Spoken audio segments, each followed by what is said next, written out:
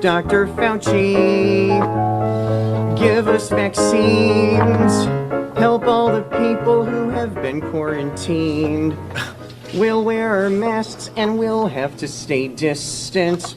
We'll wash our hands and we'll be more resistant. Come here. Shut your stupid ass up. So Dr. Fauci had to testify in front of the Congressional Oversight Committee, and he says he has nothing to hide. Let's hear what he has to say. I am very happy to testify before any Congressional Oversight Committee. I have nothing to hide. I can explain and validate everything that I've done. A few moments later. What day of the week is it today? I respectfully decline to answer based upon my rights under the Fifth Amendment to the Constitution. What color tie are you wearing? On the advice of counsel, I respectfully decline to answer based upon my rights under the Fifth Amendment to the Constitution. What? I'm not a lawyer, but I do know he had a pardon. And do you know what that pardon means? Well, I'll let someone else explain it better than I can. But what they don't want people to know is he actually waived his Fifth Amendment right when he received his pardon from President Biden. I'm sorry, his pardon from President Biden's staff, who signed it with the auto pen and then later told old Joe that they gave Dr. Fauci a pardon for any and all crimes that he had committed over a 10-year period. And when you receive a pardon like that, then you can't evoke your Fifth Amendment privilege. You're in contempt of court because you can speak freely now because you cannot and will not be charged for any of those crimes that you committed. What color's the carpet in front of you?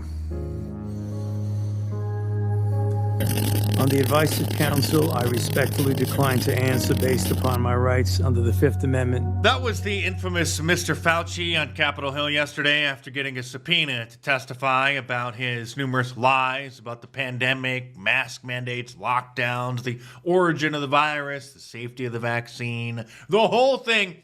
And he evoked his Fifth Amendment right over 100 times. As you could see, literally refusing even to answer what day of the week it was. Here's what you gotta remember. Scientists have God-like powers. Because he's a scientist, obviously everything the man says is true because he's a scientist. And scientists would never lie because, you see, they're scientists. Yes, just use the word scientist and all is well. Do you mean like there was a chance that this was created in a lab? There's an investigation. A chance? Well, oh my if there was God. evidence, I'd love to hear it. There's a novel respiratory coronavirus overtaking Wuhan, China. What do? Oh, you know who we could ask? The Wuhan novel respiratory coronavirus lab. The disease is the same name as the lab. Say that one more time. The disease is the same name. The disease is the same name as the lab. Excellent. By now, Dr. Fauci needs no introduction. That's just a little too weird, don't you think? And then they ask those scientists, they're like, how did this, so wait a minute, you work at the Wuhan respiratory coronavirus lab. How did this happen? And they're like, a pangolin kissed a turtle. And you're like, no, the name of your lab, if you look at the name. The name of the lab is the same name as the virus.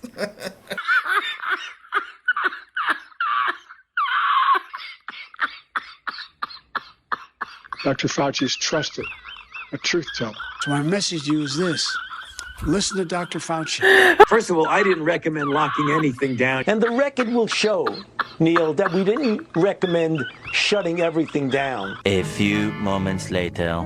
I recommended to the president that we shut the country down. Are you delusional? Do you suffer from a mental illness? And that was a very difficult decision because I knew it would have serious economic consequences, which it did. So in this unique case, he actually committed a crime, sitting there refusing to answer the questions. CNN reported that the hearing was nothing more than an assault on science. Public service and public servants should be respected. Everyone who was in that hearing and meeting room. But what's happened is this is an assault on science and scientists. And unfortunately, Dr. Fauci is in that seat. 38 years of service to the country, one of the best known scientists for infectious disease, unfortunately has taken a lot of heat for probably a lot of, shall we say, issues that were not fully his. Okay, you know what? I am going to extend an olive branch to Dr. Fauci because he was under a lot of pressure. But he is still the top dog, and he claims he's a, as he would say, a scientist, right? He made the recommendations. Who knows what was happening behind the scenes? I'm sure there's all kinds of stuff we don't know. And this guy's saying, oh, he had 38 years of service. As if 38 years of service, every year you get more moral and more better. No, it doesn't work like that. I don't care how much years of service he had. He did what he did. So don't bother hiding behind the scientist thing. Oh, and how many years he had. Oh, and he's a public servant. Can't be scrutinized. The day of reckoning has arrived for poor Dr. Fauci.